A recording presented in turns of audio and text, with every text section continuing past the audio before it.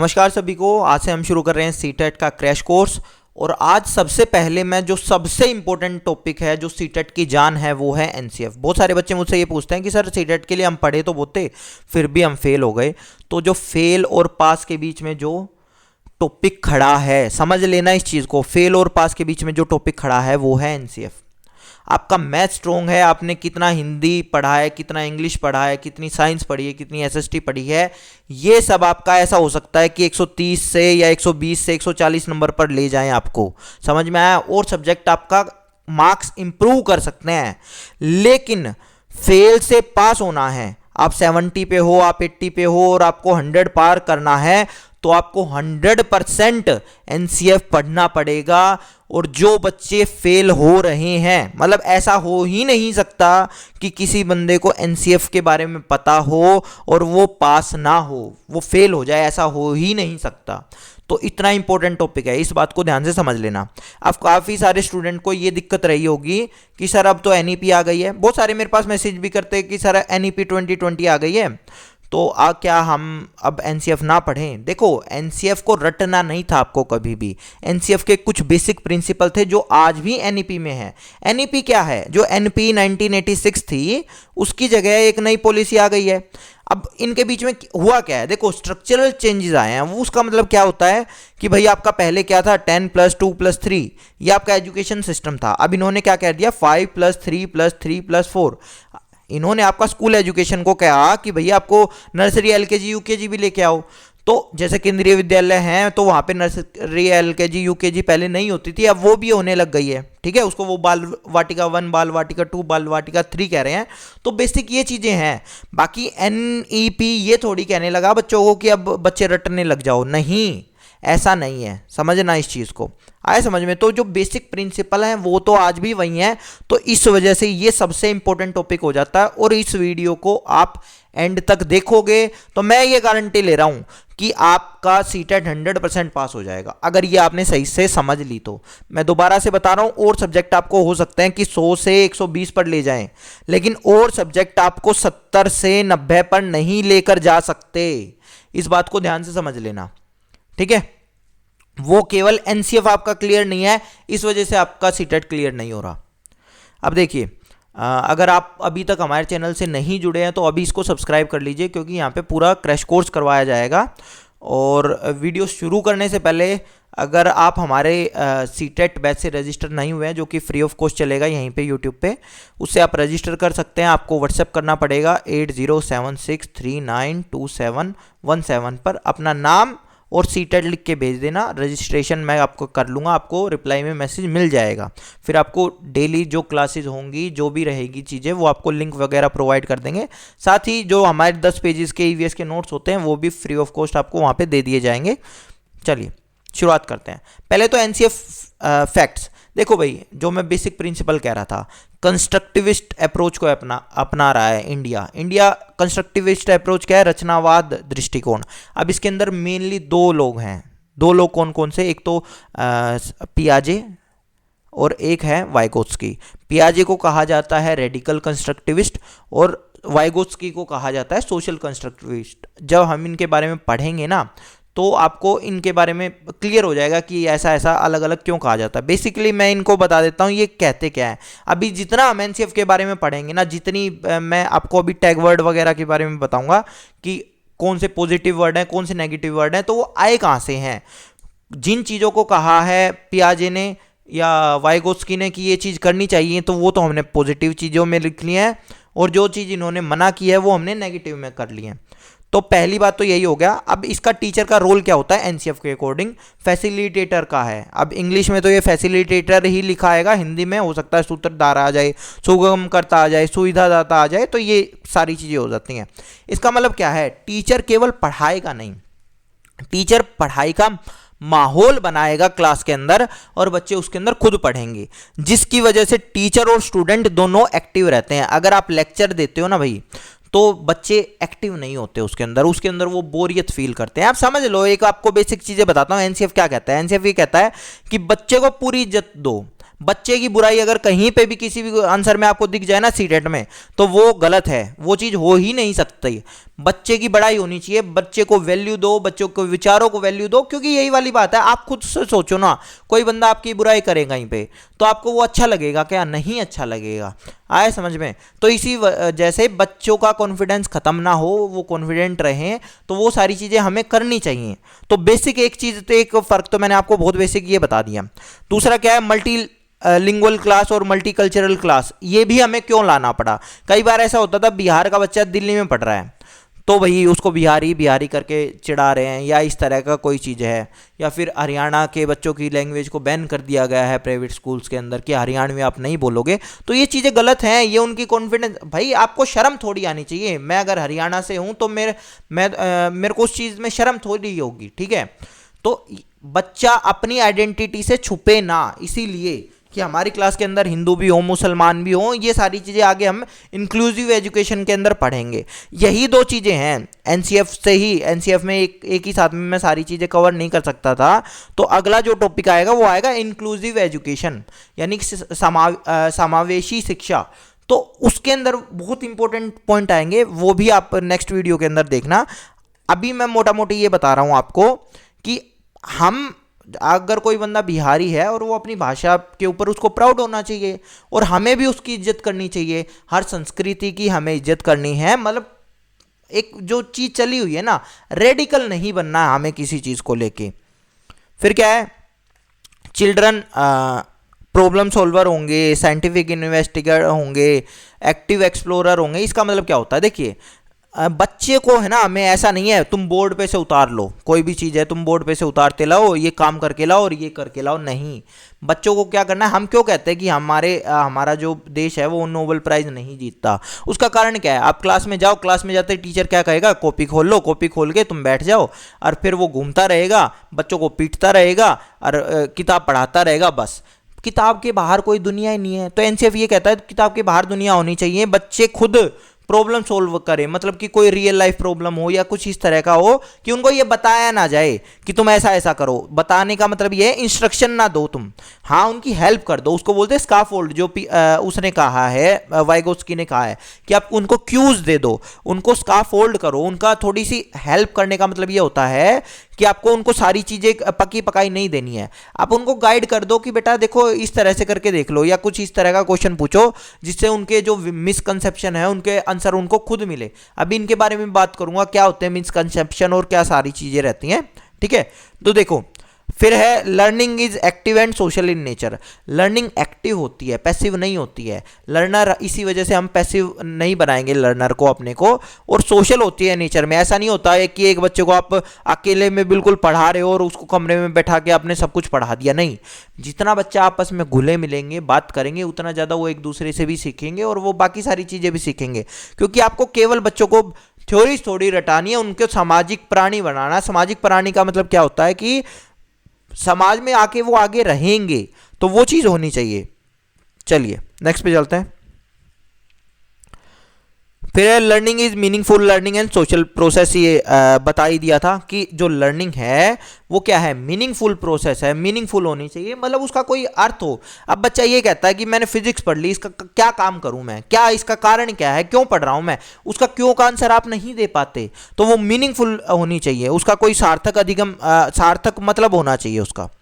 फिर है there should be an alternative curriculum for children who reject the compulsory curriculum offered to them. बिल्कुल सही बात है। देखो एक और बात है, हमारा करिकुलम रिजिड नहीं होना चाहिए, जो कि अभी देखा जाता है रिजिड करिकुलम है। हर एक बच्चे को वही चीज़ें पढ़ाई जा रही हैं। अगर एक गिफ्टेड बच्चा है, अभी हो क्या रहा है, आपने एक लेवल तय कर लिया।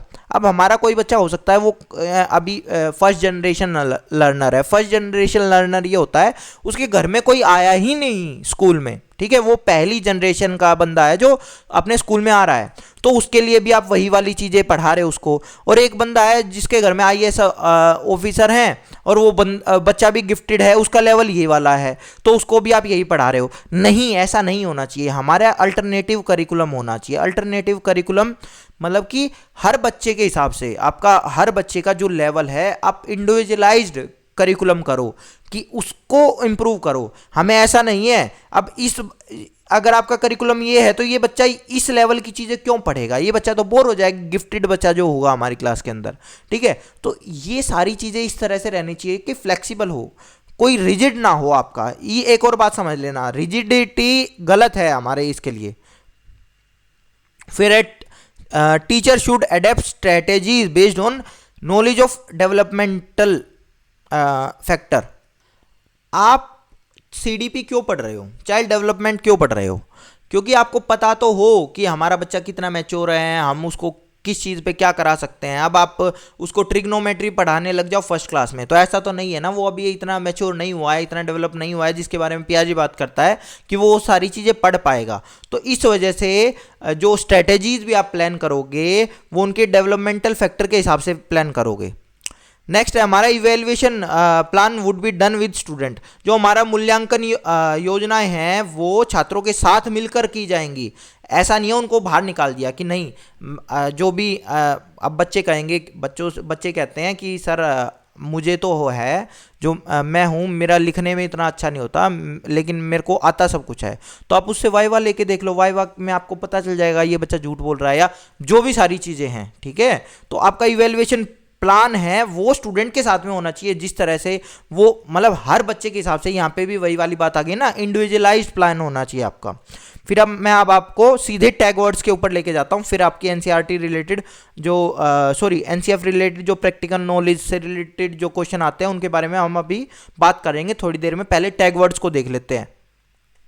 देखिए, ये टैग वर्ड ऐसी चीज़ है जहाँ पे आपको पॉजिटिव नेगेटिव कि आपको अगर ये चीज़ें दिख जाएंगी तो वो हमें बिल्कुल नहीं करनी है और ये चीज़ें हमें करनी है 100%। इस बात को ध्यान से समझ लो। तो पॉजिटिव टैग वर्ड क्या है? स्टूडेंट लीडर होना चाहिए। अगर किसी उसके अंदर टीचर लीडर है तो गलत है वो चीज़, स्टूडेंट लीडर होना चाहिए हमारा। यानी स्टूडेंट के हिसाब से चलेगी हमारी क्लास, टीचर के हिसाब से नहीं चलेगी, ना करिकुलम के हिसाब से चलेगी। इसीलिए स्टूडेंट ओरिएंटेड या लर्नर ओरिएंटेड होगी, ना कि बुक ओरिएंटेड होगी। अगर हम कह रहे हैं टीचर सेंटर्ड क्लास है या फिर हमारी बुक ओरिएंटेड है या क्लास ओरिएंटेड है, कुछ भी है, हमें हमेशा हमारे लर्नर के हिसाब से चलना है। इसका मतलब क्या है? अगर आप क्लास 3rd में हो लेकिन एक बच्चे का लेवल है 4th क्लास तक का, तो आप उसको 4th क्लास तक का पढ़ाओ भाई। आपका जो उसकी पढ़ाई होनी चाहिए वो उसके हिसाब से चलनी चाहिए। लर्नर सेंटर्ड का मतलब ये नहीं होता कि आपकी क्लास में जो बच्चे हैं जिस क्लास में पढ़ रहे हैं उसके हिसाब से आप पढ़ाओगे, नहीं भाई, हम हर एक बच्चे के हिसाब से पढ़ाएंगे। इंडिविजुअलाइज प्लान होना चाहिए हमारा, इस बात को ध्यान से समझो। फिर आपका है अपॉर्चुनिटी दो, अवसर दो बच्चों को कि वो अपनी बात कह पाए, मतलब वैल्यू उनको दोगे ना तो ही तो वो आगे बढ़ेंगे। रिस्ट्रिक्शन नहीं कर लगाना है, चुप बैठे रहो, तुम ये नहीं करोगे वो नहीं करोगे, ऐसा नहीं होना चाहिए। जिस आंसर में आपका केवल आ जाएगा तो वो भी नेगेटिव हो जाएगा। नेगेटिव क्यों हो जाएगा? क्योंकि भाई केवल वर्ड आ गया तो ये तो रिस्ट्रिक्ट कर रहा है, जबकि आपका ऑल्सो होता है आपका अपॉर्चुनिटी देते हो। हाँ भाई, ये भी है मल्टीपल पर्सपेक्टिव, जो हम बात कर रहे हैं मल्टीपल पर्सपेक्टिव, यानी तुम भी सही सोच रहे हो, तुम भी, ये भी हो सकता है, ये भी हो सकता है, ये भी हो सकता है। तो हर एक बच्चे को जरूरी थोड़ी आप जो सोच रहे हो वही ठीक हो, नहीं। आज की डेट में जो इंडिया में दिक्कत हो रही है वो यही तो हो रही है। हर कोई ये सोच रहा है कि जो मैं सोच रहा हूँ केवल वही सही है। ठीक है, चाहे वो कोई भी आइडियोलॉजी हो, दूसरी आइडियोलॉजी को एक्सेप्ट ही करके राजी नहीं है। ठीक है, तो ऐसा नहीं होना चाहिए। हम हर एक आइडियोलॉजी को सुने समझे, हो सकता है किसी में कुछ कमी है, किसी में कोई खराबी है, किसी में कोई अच्छाई भी होगी, तो वो हमें वहाँ से अडेप्ट करनी चाहिए। तो वो भी मल्टीपल पर्सपेक्टिव को आप अपनी क्लास के अंदर अवसर दो। ठीक है, फिर आपका होता है डिसिप्लिन चीज ही नेगेटिव है, मतलब पिन ड्रॉप साइलेंस। अगर बच्चा बात ही नहीं करेगा, जब हम कह रहे थे कि सोशल लर्निंग होनी चाहिए, कई बार हम डिसिप्लिन के चक्कर में कि सुंदर सुंदर हैंड राइटिंग करो, ये हम लैंग्वेज के अंदर भी पढ़ेंगे, इन चक्करों में, या फिर कोई अपनी क्लास उसके अंदर बोलेगा नहीं, शोर नहीं मचाएगा, ये सारी चीज़ें नेगेटिव होती हैं भाई। आपको शांति नहीं रखनी है क्लास में। अगर बच्चे पढ़ेंगे तो वहाँ शोर भी आएगा, एक्टिविटी करते टाइम पे शोर भी आएगा, जिससे वो बच्चे मोटिवेट होंगे, इंट्रिंसिक मोटिवेशन होगा उनके अंदर। ठीक है, डिस्कशन होगा, डिस्कशन को आप बिल्कुल 100% बढ़ाओ। प्रैक्टिकल नॉलेज के ऊपर ध्यान दिया जाए, यही तो है। देखो, जो लोग कहते हैं एनईपी आ गया, तो भैया एनईपी भी तो यही कह रहा है, प्रैक्टिकल नॉलेज के ऊपर ध्यान दो। आगे जब एनईपी के बारे में हम पढ़ेंगे तो उसके बारे में मैं आपको बताऊंगा। फिर आपका होता है कवर होल सिलेबस जरूरी थोड़ी है, आपको प्रैक्टिकल नॉलेज के ऊपर बात करो। स्कूल्स के अंदर क्या होता है कि मैंने 10 चैप्टर कर लिए इतने दिन में या इतने महीने में, हमारा कोई ये चैप्टर कवर करवाना है, टीचर इसके ऊपर फोकस करता है। ये बहुत गलत चीज़ है। जबकि हमारा बच्चों की स्किल है वो बच्चे सीख कितना रहे हैं, ठीक है, उनको पढ़ना आ रहा है कि नहीं आ रहा है। आपने 10 चैप्टर हिंदी के पढ़ा तो दिए, लेकिन उन बच्चों को पढ़ना ही नहीं आता, क्या करेंगे उसका? तो आपका सिलेबस के हिसाब से नहीं होनी चाहिए चीज़ें।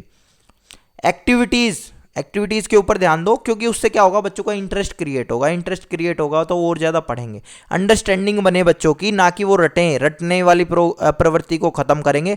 ब्लैक बोर्ड एक्सप्लेनेशन गलत है ये चीज़। ब्लैक बोर्ड के ऊपर आप कर रहे हो, नहीं, एक्टिविटीज़ करवाओ बच्चों के लिए। एक्टिविटीज़ अच्छी चीज़ है, आया समझ में, जिससे वो खुद करके सीखेंगे, हैंड ऑन एक्टिविटीज़ होंगी। फिर है ओपन एंडेड क्वेश्चन पूछो बच्चों से, ना कि close ended. Open ended question क्या हो सकते हैं, जिसमें वो बच्चे अपनी तरफ से कुछ क्रिएटिविटी डालेंगे। ध्यान समझना, क्रिएटिविटी होती है उनके ओपन एंडेड क्वेश्चन में, जबकि क्लोज एंडेड क्वेश्चन में रटा रटाया आंसर होता है।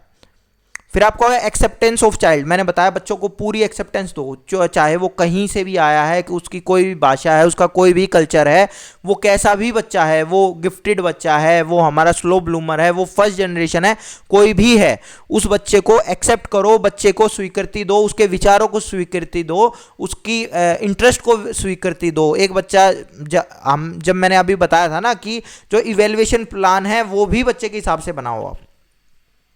एनकरेज करो बच्चे को, ना कि डिस्करेज करो। आपको अपॉर्चुनिटीज़ के ऊपर बात करनी है, आपको मार्क्स के ऊपर फोकस नहीं करना है। बहुत सारे लोग ये होते हैं कि सिलेबस कवर करवा दिया, मेरे बच्चे के अगर 10 में से 9 नंबर आ रहे हैं तो बहुत है। अरे नंबर कैसे भी आ सकते हैं, नंबर बच्चा रट के भी ला सकता है, नंबर बच्चा चीटिंग से भी ला सकता है, नंबर कोई बड़ी बात है ही नहीं। तो इस वजह से आप नंबर के ऊपर फोकस मत करो। आप केवल और केवल बच्चा सीख कितना रहा है, बच्चा क्यूरियस कितना है, क्यूरियोसिटी, वो बच्चा कुछ पूछने आता है आपसे, आप उसको भगा देते हो, मार के भगा देते हो, तो ऐसा नहीं होना चाहिए। क्यूरियस बनाओ। मेरा बच्चा अगर क्यूरियस है, मेरे से क्वेश्चन पूछ रहा है, तो वो बढ़िया बात है। ब्रेनस्टॉर्मिंग होनी चाहिए, बच्चा अपनी तरफ से दिमाग लगाए कि अच्छा है सर आप तो ये बता रहे थे, लेकिन अगर ऐसा हो जाए तो क्या होगा, ठीक है। तो ये चीज़ें तो अच्छी हैं उस बच्चे के लिए। फिर स्कीमा एक्टिवेशन करो, यही है ब्रेनस्टॉर्मिंग की तरह ही है ये भी चीज़। फिर आपका है कि आपका जो ये अभी हम नेगेटिव में बात करें तो प्राइवेट ट्यूशन्स को या बार बार टेस्ट लेने को आप अच्छा मानते हो, नहीं भाई। एक होता है असेसमेंट फॉर लर्निंग, एक होता है assessment of learning. Assessment for learning होना चाहिए आपका, ठीक है। असेसमेंट ऑफ लर्निंग गलत चीज़ है कि आप बच्चों को रैंक देने के लिए, आप बच्चों को अंक देने के लिए, आप बच्चों का ग्रुप बनाने के लिए असेसमेंट कर रहे हो, नहीं। आप असेसमेंट इसलिए करते हो, उनका आकलन इसलिए करते हो कि बच्चे और ज़्यादा बेहतर बने, ठीक है। फिर कंसेप्ट मैपिंग है, बच्चा अगर कंसेप्ट मैपिंग करा, कंसेप्ट मैपिंग क्या होता है कि उसको समझ में आ गया और वो कंसेप्ट को एक पेज पे आपको ओवरऑल बता सकता है। कंसेप्ट मैप का मैं आपको कंसेप्ट मैप दिखाऊंगा जब हम मिसलेनियस कुछ टॉपिक करेंगे, तो वहाँ मैं आपको ये चीज़ दिखाऊंगा। ये भी पॉजिटिव टोन होनी चाहिए टीचर की, ना कि उसको धमकाता रहे, उसको ये करता रहे तो कुछ नहीं कर सकता, ये नहीं कर सकता, ऐसा नहीं है। टेक्स्ट बुक ओनली, जब ओनली आए गया तो गलती होगा। मेमोरी बेस्ड चीज़ों को हमें नहीं बढ़ाना है, क्योंकि भाई मेमोरी के लिए आजकल हमारे पास फ़ोन है, लैपटॉप है, सब कुछ है। बच्चा क्यों याद करेगा ज़्यादा चीज़ें, बच्चों को तो करना आना चाहिए ना। आप एक चीज़ समझो ना, पहले हो सकता है वो चीज़ें बढ़िया रही हों, पहले हो सकता है कि बच्चों की राइटिंग के ऊपर फोकस किया गया हो कि बच्चों की राइटिंग अच्छी हो। आने वाले टाइम पे तो बच्चों की टाइपिंग के ऊपर फोकस किया जाएगा ना। राइटिंग कहाँ रह गई है, कुछ भी नहीं रह गया है, ठीक है। दूसरा क्या है कि बच्चे की, अब जैसे स्कूल्स के अंदर क्या होते हैं, 2 महीने की छुट्टियों में बच्चों को कह देते हैं कि तुम है ना 2 चैप्टर डेली का एक सुलेख लिख के लाना। उसकी वैल्यू कहाँ रह गई है? आने वाले टाइम पे सब बच्चे कंप्यूटर के ऊपर काम करेंगे, तो उसकी तो आगे 10-12 साल 20 साल के अंदर जब बच्चा रियल लाइफ में जाएगा तो वहाँ तो कंप्यूटर के ऊपर काम करेगा, तो उसका तो टाइपिंग स्किल टेस्ट होगा, टाइपिंग टेस्ट होगा, राइटिंग थोड़ी टेस्ट होगा, ठीक है। फिर आपका आता है एक्सपेक्टिंग परफेक्शन। परफेक्शन एक्सपेक्ट नहीं करना कि मेरा बच्चा परफेक्ट हो जाए। हाँ, मास्टरी ओरिएंटेड गोल आपको करने हैं कि मेरे बच्चे को ये स्किल आ जाए, मेरा बच्चा बेहतरीन तरह से पढ़े, बिल्कुल फ्लो में पढ़े, बिल्कुल अटक अटक के ऐसे ना पढ़े।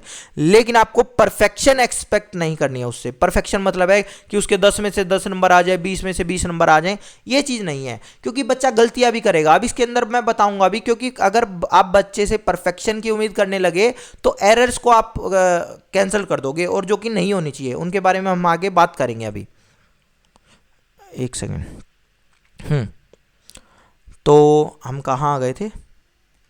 हाँ, रिस्पेक्ट डाइवर्सिटी को करो, बच्चों के एफर्ट्स को करवाओ। क्वेश्चनिंग बाय स्टूडेंट, अगर बच्चा प्रश्न पूछ रहा है तो क्यूरियोसिटी बढ़िया है, उसको प्रयोग करने की अगर उसकी प्रवृत्ति है तो ये भी बढ़िया है। उस बच्चे के अंदर सहयोग की भावना बढ़ाओ, ना कि कंपटीशन की।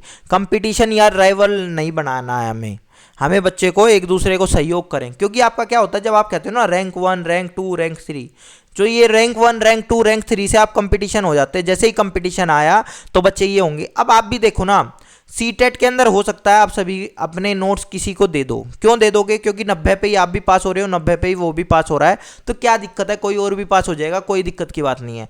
लेकिन कंपटीशन कहाँ जाएगा? कंपटीशन आएगा जब आपकी एक ही सीट है, तो आप ये सोचोगे कहीं ये बंदा मुझसे आगे ना निकल जाए। और स्कूल में हम यही करना शुरू कर देते हैं बच्चों में, जिससे उनके अंदर जेलसी आ जाती है। जब जेलसी वगैरह की भावना आएगी ना, तो दिक्कत है उन बच्चों के साथ में, वो आगे कुछ कर नहीं पाएंगे।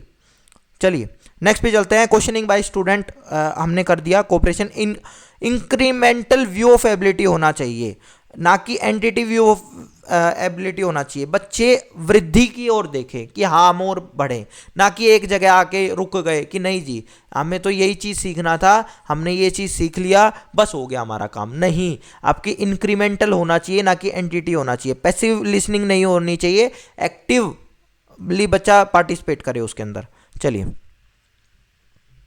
एक्टिव पार्टिसिपेशन के बारे में बात कर दिया। ऑटोनॉमी ऑफ स्टूडेंट, ऑटोनॉमी होनी चाहिए, छात्र की स्वायत्ता हो। ठीक है, कि बच्चे को आप वैल्यू दे रहे हो, बच्चे की चलती है क्लास के अंदर, बच्चे की आप मानते हो। ठीक है, कंपैरिजन मत करो, वही वाली बात आ गई ना। कंपैरिजन करोगे, कंपैरिजन जैसे ही करोगे बच्चा एक दूसरे से चिढ़ेगा, अच्छा उसको अच्छा बताया है, मेरे में क्या कमी है, या ये सारी है, जबकि हमें ये बच्चों के अंदर नहीं लाना है। फिर आपका फोकस ऑन फ्यूचर करियर, आप बच्चों के करियर के ऊपर फोकस करते हो, इंजीनियर बनेगा, ये बनेगा। अगर स्किल आपने डेवलप कर दी ना तो बच्चा अपने आप बन जाएगा। वो है ना 3 इडियट में कि आप स्किल के पीछे भागो, सफलता आपके पीछे झक मार के आएगी। तो वो बहुत रियल चीज़ है, वो रियल में है कि अगर आपने अपने बच्चे को कुछ भी करवा दिया। मैं आपको एक एग्जाम्पल देता हूँ। एग्जाम्पल ये है कि एक बच्चा था जिसको मैथ्स नहीं आता था, उस साइंस नहीं आता था। उस बच्चे को टीचर इतना डांटते थे कि ये तो फेल होगा और ये होगा और वो होगा, लेकिन उस बच्चे को एक चीज़ आती थी। वो क्या आता था? मैं रियल एग्जांपल बता रहा हूँ। ये जब केवीए में असम में पोस्टेड था मैं, तो वहाँ के एक बच्चे का स्टोरी है ये। वहाँ क्या था, उस बच्चे को फोटोशॉप करना आता था। आज की डेट में उस स्कूल में 10th 11th में वो चीज़, उस बच्चे को एक स्किल आ गई, फोटोशॉप करना आ गया। अब वो इंस्टाग्राम वगैरह पे, अब जब ऐसा ज़माना आया है तो वो लोग अपनी फ़ोटोज़ को बेहतर दिखाना चाहते हैं, तो वो एक फ़ोटोशॉप करने के लिए 500 रुपये लेता है। ठीक है, आप मानोगे नहीं, वो 10 से 15 मिनट में एक फ़ोटोशॉप कर देता है, और वो 1 से 1.5 लाख रुपया कमा रहा था बच्चा।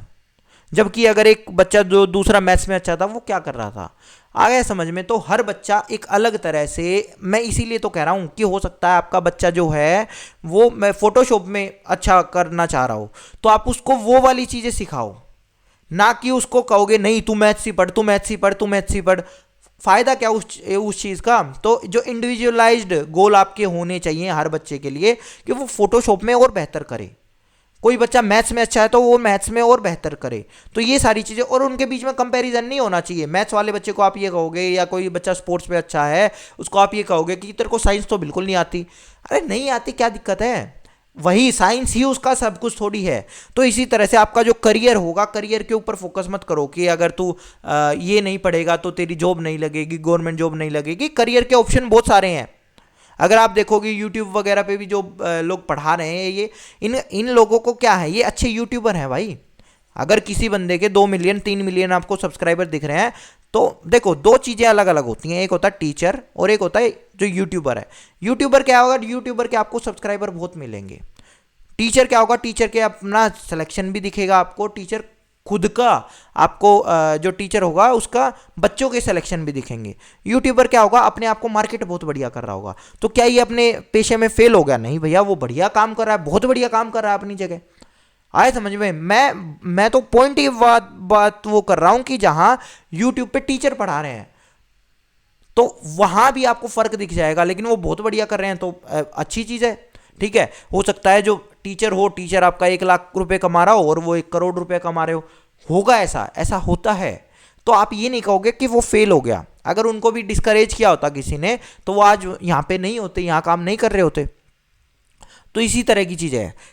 एक्टिव पार्टिसिपेशन के बारे में बात कर ली, हैंड्स ऑन एक्टिविटी के बारे में हमने बात कर ली थी। फियर ऑफ फेलियर नहीं होना चाहिए बच्चे के अंदर। फियर ऑफ फेलियर डाल देते हो आप। अच्छा अगर तू यूट्यूब पे करियर बनाना चाह रहा है, तू फोटोशॉप करना चाह रहा है, अगर तेरा नहीं चला तो भाई कुछ और कर लेगा। समझ रहे हो? मीनिंगफुल एसोसिएशन होना चाहिए। अगर बच्चे को पता होना चाहिए कि आज मैं अगर फोटोशॉप सीख रहा हूँ, मैं पेंटिंग सीख रहा हूँ, मैं कुछ वीडियो एडिटिंग सीख रहा हूँ, मैं कुछ भी सीख रहा हूँ, तो उसका मेरा आगे चल के मेरा कुछ काम आएगा, मेरे रियल लाइफ में कुछ काम है। ठीक है, फोटोशॉप बच्चे ने सीखी तो मैं ये नहीं कह रहा कि वो बच्चा दूसरों का बना दे, ठीक है, कि दूसरों के लिए फोटोशॉपिंग करे। नहीं, वो अपना भी कर सकता है भाई। वो अपनी फोटोज़ को यूज़ करने लग जाए। उसको पता होना चाहिए कि मैथ्स में अगर मैं प्लस माइनस सीख रहा हूँ तो दुकान पे मेरे को कोई बेवकूफ़ नहीं बना सकता। तो ये सारी चीज़ें उसको पता होनी चाहिए। मीनिंगफुल लर्निंग के बारे में हमने बात कर ली। मीनिंगफुल लर्निंग होनी चाहिए। क्रिटिकल थिंकिंग, ठीक है। प्रेशर ऑफ पेरेंट्स, बहुत पेरेंट्स प्रेशर डालते हैं कि मेरे बच्चे के 10 में से 9 नंबर क्यों आए। ऐसा नहीं होना चाहिए। उसका रीज़न ये है कि बच्चे गलती करेंगे और गलतियों से टीचर को ये पता चलता है कि ये किस तरह से सोच रहे हैं, और बढ़िया चीज़ है ये चीज़। आपको बच्चों का क्या होता है, प्रेशर ऑफ पेरेंट्स की वजह से बच्चे गलती करने से डरते हैं, या प्रेशर ऑफ टीचर की वजह से बच्चे गलती करने से डरते हैं। नहीं, उनको मौका दो कि वो गलती करें, तभी तो आपको उनका रियल जो उनका नेचर है वो निकल के आएगा, तभी तो आप उनको संभाल पाओगे। अगर आपका बच्चा सही तरह से बात ही नहीं कर सकता घर पे, तो वो क्या चीज़ें शेयर करेगा, उसके साथ क्या हो रहा है बाहर, क्या नहीं हो रहा है। ये तो मैं एक जनरल वे में बता रहा हूँ, क्योंकि आप बच्चों को ऑटोनॉमी तो दो कि वो अपनी बात रख पाएँ।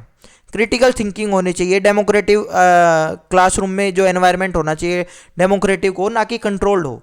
उनको बच्चों को आप इंसेंटिव या रिवॉर्ड मत दो, उनको स्काफोल्ड करो। स्काफोल्ड का मतलब क्या होता है, उनके लिए आप क्यूज दे रहे हो। क्यूज क्या होता है कि आप उनको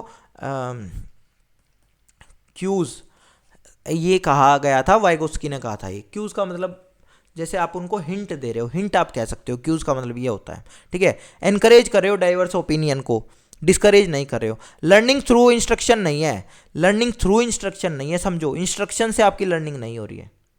इंस्ट्रक्शन क्या है, जैसे जैसे मैं बोल रहा हूँ वैसे वैसे आप करते जाओ और आपका ये चैप्टर खत्म हो जाएगा। ये नहीं होना चाहिए। आपको बच्चों को खुद से करके देखने दो। आप बच्चों को हिंट दो, हिंट दे सकते हो, बच्चे खुद से करेंगे।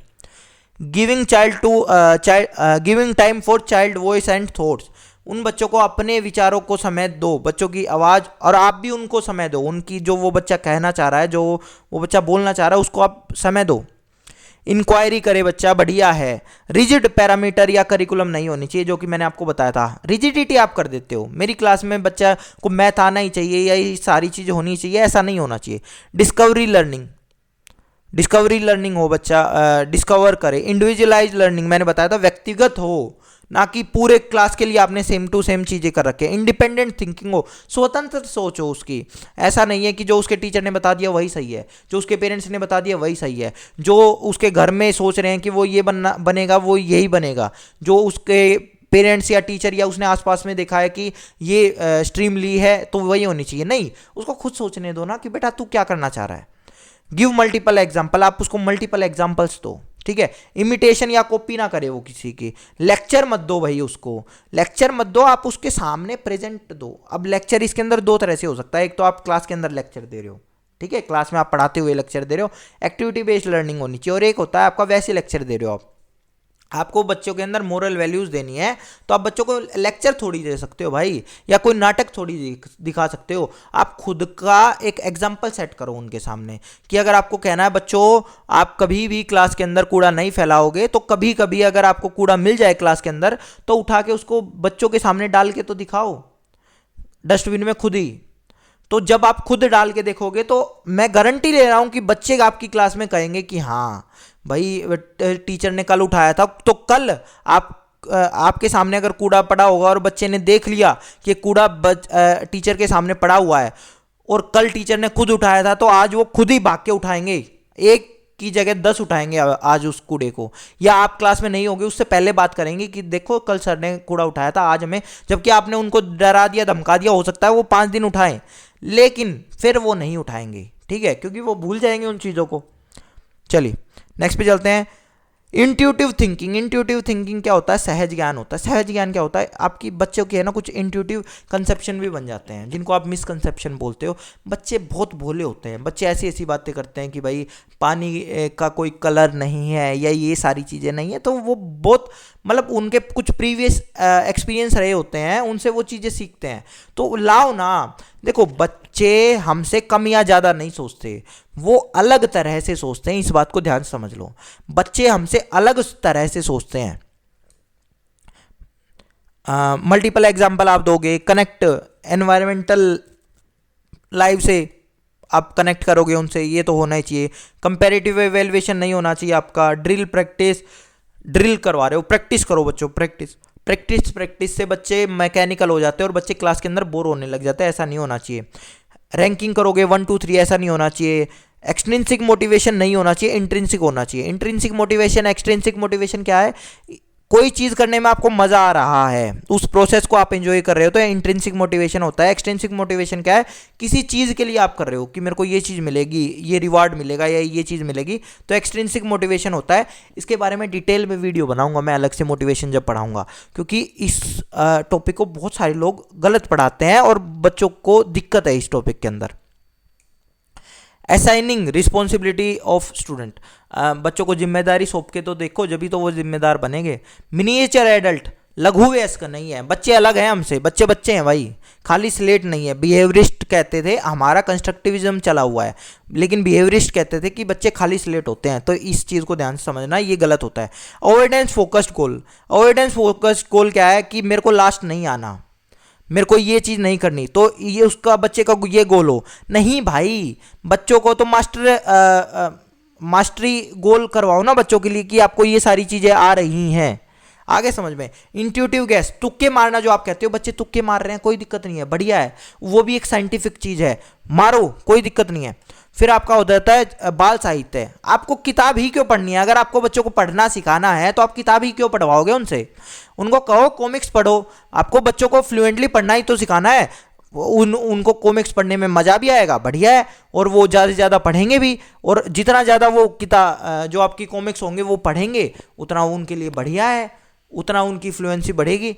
आप क्या करते हो? आप बोरिंग बोरिंग किताबें उनको कह देते हो इसको पढ़ो, फ़ायदा क्या है उस चीज़ का? डायरेक्ट एक्सपीरियंस हो, इनिशिएट करें बच्चे, इंडिपेंडेंट थिंकिंग हो, ये हमने बात कर ली थी, संवाद करें, डिस्कस करें, ठीक है।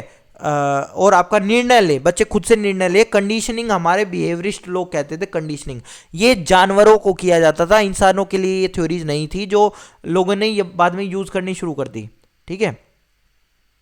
फिर आपका हो जाता है लर्निंग गोल्स, जो मैं आपको बता रहा था कि परफॉर्मेंस गोल नहीं होने चाहिए आपके आपके लर्निंग गोल होने चाहिए, इस बात को ध्यान समझना, ठीक है। लर्निंग गोल होने चाहिए, आपका अप्रोच फोकस्ड गोल होने चाहिए, आपके मास्टरी गोल्स होने चाहिए आपके। समझ में आ गया? तो ये जितने तरह के गोल्स बताएं ये तो सही हैं, बाकी गलत हैं ये वाले। अवॉइडेंस फोकस्ड गोल या फिर आपके परफॉर्मेंस गोल, ये आपके नेगेटिव चीज़ें हैं सारी। अगर आपको समझ लेना इस चीज़ को कि क्वेश्चन में किस तरह से पूछा हुआ है, आप उस हिसाब से लगा दोगे उसको। आगे हम क्वेश्चन भी डिस्कस करेंगे। फिर आपका है फियर, मतलब आज नहीं करेंगे, आज तो यही टॉपिक ज़्यादा लंबा हो जाएगा। फियर फ्री एनवायरनमेंट, भय मुक्त होना चाहिए। बच्चा गलती करे यार उसको थप्पड़ मार दो, ऐसा नहीं होना चाहिए। सेल्फ और पीयर असेसमेंट होना चाहिए, अपना असेसमेंट भी बच्चा खुद करे, और पीयर असेसमेंट भी अच्छी चीज़ है। असेसमेंट फॉर लर्निंग मैंने बताया था, असेसमेंट ऑफ लर्निंग गलत चीज़ है, असेसमेंट फॉर लर्निंग आपकी अच्छी चीज़ है, ठीक है। तो और कंटेक्चुअलाइज द करिकुलम को आप प्रासंगिक बनाओ ना। जैसे मैंने आपको आज भी बताया कि आज भी स्कूल्स के अंदर क्या होता है कि 60 दिन की छुट्टी अगर बच्चों की पड़ी तो 60 आप मांग लेते हो उनसे कि 60 ये लेके आओ, क्या नाम है, 60 सुलेख करवा के लाओ। प्रासंगिक है क्या आज के हिसाब से वो? उनको कहो कि ठीक है, अगर आपके घर पे लैपटॉप है, कंप्यूटर है, तो उसमें टाइपिंग की प्रैक्टिस करना भाई, जितनी बढ़िया टाइपिंग होगी उतना बढ़िया उनके लिए। आए समझ में? तो हो सकता है पुराने टाइम पे ये चीज़ें चलती हों, उस टाइम पे सब कुछ काम लिखाई से होता था, लेकिन आज नहीं होता, ठीक है। अब आपके मास्टरी ओरिएंटेड गोल होने चाहिए, लेकिन रियलिस्टिक हो। आप उनके लिए गोल तो करोगे कि बच्चे को पढ़ना आ जाए, फ्लुएंटली पढ़ना आ जाए, लेकिन आप पहली क्लास के बच्चे को ये नहीं सोचोगे कि उस बच्चे को ट्रिग्नोमेट्री आ जाए। रियलिस्टिक भी गोल होने चाहिए आपके। चलिए, यहाँ आपके पॉजिटिव नेगेटिव टैग वर्ड बता दिए थे, आपको ऑप्शन में दिखेंगे, इनको बहुत यूज करूंगा मैं जब क्वेश्चन करवाऊंगा। पहला कह रहा है कि अब प्रैक्टिकल नॉलेज के ऊपर बात करें, there should be individual attention given on the basis of individual difference के हिसाब से हमें इंडिविजुअल अटेंशन देनी है। बिल्कुल सही बात है, इसके बारे में हमने बात भी करी है, बहुत डिटेल में बात करी है। Student learn better in group में वो ज़्यादा बेटर सीखते हैं, हमने बात करी थी। अकेले बैठा के आप बच्चे को नहीं पढ़ाओगे, ग्रुप में करो। सिंपल टू कॉम्प्लेक्स करना है हमें, ठीक है, सिंपल टू कॉम्प्लेक्स, आपका नोन टू अननोन की तरफ लेके जाना है बच्चों को, ये बेटर चीज़ें रहती हैं। फिर छात्र के लिए व्यवहारिक ज्ञान होना चाहिए, प्रैक्टिकल नॉलेज दो ना, थ्योरेटिकल थ्योरी क्यों पढ़ा रहे बच्चों को। एवरी चाइल्ड कैन लर्न, हम ये सोचते हैं कि ये बच्चा तो मैथ सीख ही नहीं सकता, या ये लड़कियां तो मैथ सीख ही नहीं सकती, तो सारे बच्चे सब कुछ सीख सकते हैं। बस आपका ये होना चाहिए कि आप अपने बच्चों को वैल्यू कितनी दे रहे हो, आए समझ में। तो हर एक बच्चा सब कुछ सीख सकता है, तभी तो हम उन सब बच्चों को सब कुछ पढ़ा रहे हैं, ऐसा थोड़ी है, वरना एक ही चीज़ पढ़ाते नहीं उनको केवल। अब जब मैंने आपको कहा था कि आप एक बच्चे को फोटोशॉप में अच्छा है तो उसको फोटोशॉप में करवाओ ना, अच्छा करवाओ, इसका मतलब ये था कि आप उस बच्चे को फोटोशॉप के लिए कुछ एक्स्ट्रा चीज़ें दोगे। इसका मतलब ये नहीं था कि वो बच्चा मैथ्स में बिल्कुल पास ही ना हो। अगर बच्चा आपके पास 365 दिन आ रहा है तो आप इस तरह का तो उसको पढ़ाओगे ना, इंटरेस्ट क्रिएट करवाओगे उस बच्चे का कि वो उस बच्चा उसके अंदर भी कुछ करे, आए समझ में। लेकिन आप ऐसा नहीं कह सकते कि उसी बच्चे से कि फोटोशॉप में भी तू परफेक्ट है और यहाँ पे भी तू 100 में से 90 नंबर लेके ला, नहीं, ऐसा नहीं हो सकता, आए समझ में। Child fail it means system fail, यही तो बात है कि अगर बच्चा फेल हुआ है तो भैया 365 दिन में से अगर बच्चा 250 दिन भी स्कूल में आया और आप तो उसके 30 नंबर नहीं ले पा रहे, तो आपकी सिस्टम फेल है, आपका टीचर फेल है। टीचर फेल हुआ है इसका मतलब सिस्टम फेल हुआ है, क्योंकि सिस्टम ने ही तो टीचर को रखा है। तो इसी वजह से आप बच्चे के ऊपर भांडा नहीं फोड़ सकते, ये नहीं पढ़ता था, आप क्यों नहीं पढ़ाते थे भाई, आपने क्यों उस बच्चे को छोड़ दिया। The example of progressive education can be flexible, अब प्रोग्रेसिव एजुकेशन के अंदर क्या चीज़ें हैं, फ्लेक्सिबल टाइम टेबल हो, जितनी भी चीज़ें मैंने आपको बताई हैं कि प्रोग्रेसिव एजुकेशन क्या है, कि सारी चीज़ें आपकी बेहतर हो इन द सेंस आपका जो आज आपको नहीं दिख रही हैं, प्रोग्रेसिव हो, फ्लेक्सिबल टाइम टेबल हो, बच्चे के लिए फ्लेक्सिबल क्लास टाइमिंग हो, बच्चे के लिए अभी आपका क्या है, हर बच्चे के लिए 1 साल ही आप बच्चे को कराओगे। हो सकता है आपका गिफ्टेड बच्चा 3 साल में आपका वो 10वीं 12वीं कर सकता हो, नहीं, उसको भी आप 1 साल में रोकोगे। हो सकता है एक बच्चा 1.5 साल में कर सकता हो, उसको आप 1 साल में नहीं दोगे। आपके लिए क्या है, या तो 1 है या 2 है, इसके बीच का कोई ऑप्शन ही नहीं निकाल रखा आपने, तो ऐसा नहीं होना चाहिए, ठीक है। तो ये प्रोग्रेसिव एजुकेशन है। फिर आपका है पॉइंट्स ऑफ एरर के बारे में समझ लो भाई, ये बहुत इंपॉर्टेंट है। एरर को आप किस तरह से देखोगे, अगर बच्चे गलती करते हैं तो हमें ये पता चलता है त्रुटियां, समझ रहे हो। एक होता है मिस्टेक होती है जानबूझ के, एक होता है एरर और मिस्टेक्स के बीच में ये डिफरेंस होता है। एरर होता है कि आपका कंसेप्ट नहीं बना, आपने बच्चे ने कुछ गलती कर दी, ठीक है, हिंदी में तो दोनों को गलती कह देते हैं, वैसे त्रुटि आप कह सकते हो, एरर का मतलब होता है त्रुटि। तो उसका क्या मतलब है, उसका मतलब है बच्चे का अभी सही तरह से बच्चे को कंसेप्ट समझ में नहीं आया था, या उसकी मिसकंसेप्शन बनी हुई थी, या वो किसी और तरह से सोच रहा है। तो आपको ये पता चलता है कि बच्चा किस तरह से सोच रहा है। We should give time to self correction, उस बच्चे को ऐसा मत करो, अगर एक बच्चे ने कुछ गलती कर दी आप सीधा कह देते हो ये ऐसे नहीं होगा, ये ऐसे होगा ना। उस बच्चे से आप क्वेश्चन पूछो कि बेटा ये तूने ऐसा क्यों किया, बच्चा उसके पीछे एक लॉजिक देगा, फिर उस लॉजिक को देखो कि उस लॉजिक से आपको पता चलेगा बच्चा कहाँ गलती कर रहा है, उसको टाइम दो, वो सेल्फ करेक्ट कर लेगा, आए समझ में। We should not take serious note on error, आप क्या करते हो, बच्चे को धमकाते हो, मारते हो, कूटते हो कि तूने ये गलती कर दी, ये तो होना ही नहीं चाहिए था, ऐसा नहीं होता। एरर आपका बच्चे आप कभी भी कि ये गलती अगर बच्चे ने कर दी तो बच्चा तो पास ही नहीं हो सकता, या बच्चा यही कर ही नहीं सकता, कुछ भी ऐसा नहीं होना चाहिए। सक्सेस का एरर से, सफलता और एरर का कोई ऐसा नहीं होता कि आपकी त्रुटि, अगर कोई बच्चा त्रुटि कर रहा है कुछ तो वो सफल नहीं हो सकता, ऐसा नहीं है। फिर आपका है ideas are more important than error, जो बच्चा आइडियाज दे रहा है वो ज़्यादा इंपॉर्टेंट है एरर से। Error are part of learning का एक पार्ट है और ये नेचुरल है। आप बच्चों को भयमुक्त वो दोगे, आगे हम बात करेंगे इसके बारे में। Error should be seen as opportunity to understand their thinking, error को तो टीचर को एक तरह से अपॉर्चुनिटी देना चाहिए, और एरर दोनों के लिए इंपॉर्टेंट है, टीचर के लिए भी और स्टूडेंट के लिए भी, ठीक है। तो क्यों? क्योंकि एरर से टीचर को ये पता चलता है कि अच्छा बच्चा किस तरह से सोच रहा है या मैं क्या कर रहा हूँ, आए समझ में। और इसको जो अपॉर्चुनिटी की तरह लेना चाहिए, उसको अवसर की तरह देखना चाहिए। हिंदी वालों देखो, मैं नीचे आपको ये हिंदी में भी ट्रांसलेट किया हुआ है, तो आप यहाँ से पढ़ भी सकते हो। Error are natural so they should not feel fear. Error natural होती हैं तो बच्चे घबराए ना एरर करते हुए, कि अच्छा अगर ये गलती कर दी। कई बार बच्चों को आता भी है लेकिन वो आंसर नहीं देते, क्यों? क्योंकि उनको ये होता है अगर मैंने गलत बताया तो मैं पिटूंगा, मेरे साथ ये होगा, आया समझ में। तो एक होती है मिस्टेक जो जानबूझ के बच्चे करते हैं, जानबूझ के यानी कि वो जानबूझ के वो सारी चीज़ें करते हैं, ठीक है। और एक होती है एरर, जो आपको नहीं पता था, आपसे हो गई गलती, वो होती है एरर। तो उसके लिए छोड़ दो उन चीज़ों को। Errors are like window of teacher, window for teacher, कि एरर हैं वो एक तरह से टीचर्स के लिए खिड़की है, जिससे वो झांक के देख सकता है कि बच्चों के मन में क्या चल रहा है या बच्चे कितना सीख रहे हैं। What error are not, error क्या नहीं है? बच्चों की एबिलिटी या इंटेलिजेंस की, आप अगर कोई बच्चा कुछ गलती कर देता है तो ये तो मंद बुद्धि है या इस तरह की, ये ऐसा कोई चीज़ नहीं होती। रेक्टिफाई इमीडिएटली, हमें रेक्टिफाई नहीं करना चाहिए एरर्स को फीडबैक दिए बिना, और वो कि वो रिपीट ना हो, ऐसा हम कर देते हैं कई बार, या वो डिस्ट्रैक्शन एंड लर्निंग में ऐसा भी नहीं होना चाहिए, आया समझ में। अब देखो मिसकंसेप्शन, मिसकंसेप्शन क्या होती हैं? छोटे बच्चे अपनी अपनी थ्योरीज बना लेते हैं, बहुत छोटे छोटे जो होते हैं, अगर वो उनसे बात करोगे तो वो थ्योरीज बना लेंगे। जैसे हमने भी बनाई होगी, आपने भी बनाई होगी, कि दूध के अंदर अगर छिलके डाल लेते हो आप, क्या नाम है, दूध में अगर पेंसिल के छिलके डाल लेते हो और दूध के अंदर रबड़ थोड़ी सी डाल देते हो और उसको जमा देते हो तो आपकी इरेजर बन जाएगी, ऐसा भी हुआ होगा। बच्चों की मिसकंसेप्शन बन गई है, कहीं से भी चली, उनको दिमाग में बैठ गई। तो आप क्या करोगे इस चीज़ को लेके? उनको धमका दोगे ऐसा नहीं होता, ये नहीं होता ना। आप उनको कहो ना, उनसे पूछो, अच्छा एक बात बताओ, जो फ्रिज के अंदर जो चीज़ आती है, देखो मिसकंसेप्शन को एक और बात है, मिसकंसेप्शन को अल्टरनेटिव कंसेप्शन भी कहा जाता है, कि वैकल्पिक अवधारणा, उनकी एक अलग से कंसेप्ट बन गया उनका दिमाग में, ठीक है। तो वो भी चीज़ होती है। तो आप समझो उनको क्या बताओगे आप, क्योंकि उन्होंने, हो सकता है उन्होंने देखा वो दही जमाते हुए मम्मी को, कि दही थोड़ी सी डाल दी, उसको उबाल दिया और बाकी दोबारा दही जम गई। तो उनको ये लगता है कि है ना, थोड़े से छिलके डाल दो और फिर उसको, दूध होता है, दूध वो कैसे जमेगा, उसको फ्रिज में रख दो और उसके अंदर थोड़ी सी रबड़ डाल दो पीस के, तो वो रबड़ बन जाएगी।